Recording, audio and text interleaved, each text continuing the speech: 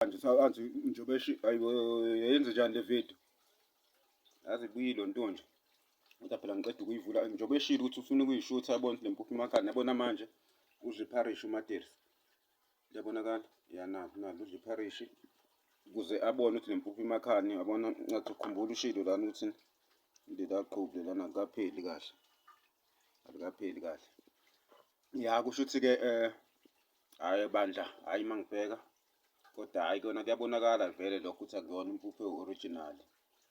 Kodwa hhayi akukho avuka anuka kona bandla uMateksi. Ngale tephu ngelibi avuka anuka lona. Okay, kusho ukuthi-ke namhlanje mhla ka-1 November 11 month to the calendar complete. Okay, so manje sesingenele kwinyanga yokugcina bandla. Sesingenele kwinyanga yokugcina uZibandlela, December sesophothula nje kungekudala unyaka. Njoba ku-10 manje kulo December kusho ukuthi 6-9 almost 10 hours. Nearly 10 hours through kule nyanga, 10 hours through. Okay. uMateksi-ke njobe eshilo kuMateksi bandla uyile namhlanje futhi uyile mhla ka-1 December.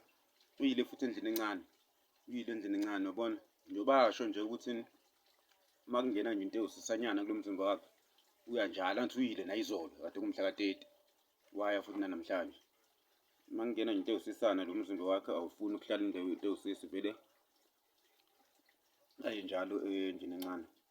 Okay, hayi mhla ka-1-ke soke sibone ukuthi uDisemba uyophela uye kangaka uMateksi. Hayi mina ngiyabona nje ukuthi khona lobo bumaholorwana nje ngingabutholi kahle. Kodwa-ke wabona ukuthi uMateksi umuntu oyibhekile futhi bona. Yabona leya drink yakhe ayikapheli. Yabona usazoyiqedela futhi emva kwale pharishi uzoyiqedelela yona lesikhulane sakhe uMateksi. Ngibona sekhona la madrink awathenga. Ngikhumbule wathenga lapha ka-KFC. Amadirisi-ke lona. Amadirisi hhayi uselona usayincenga bandla.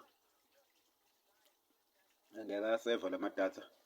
Nampu umuntu uyozangene uyowasebenzisa mhlawumbe ngokhisimusi lamalanga. Ngeke ngiwaseve la madatha angangeni live. Uyongena go-live ngabo umhla wo-16 no-Christmas yabona. Ngingena nge-night.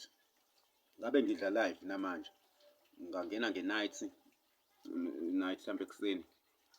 Ukuthi nakhona ngivuke ngo-5 nakhona ngizwe ukuthi ayingeke. Ngivele ngi-update ngiyilalele wabona vele kuyabhetheka usalele ngalowo night ngibone futhi ngeke ngivele kwi-live ngiquphazelwe ayibone leyo nto. So-ke nje uMateksi hhayi usayibambile usayincenga le mpilo yakhe. Okay, hhayi sobonana sike siyibambe la. Uyabheka nje ukuthi wakhekani. Ngakona akukho abaphikayo iloko nje amahorhoro engabutholi kahle. Kodwa-ke hhayi ngiyakubona phela kuba mnyama ngathi ukhanya kahle mayesedayisa uMateksi uyabuya kukhanya. Kodwa nje bese lana kufanele bajabulise kakhulu.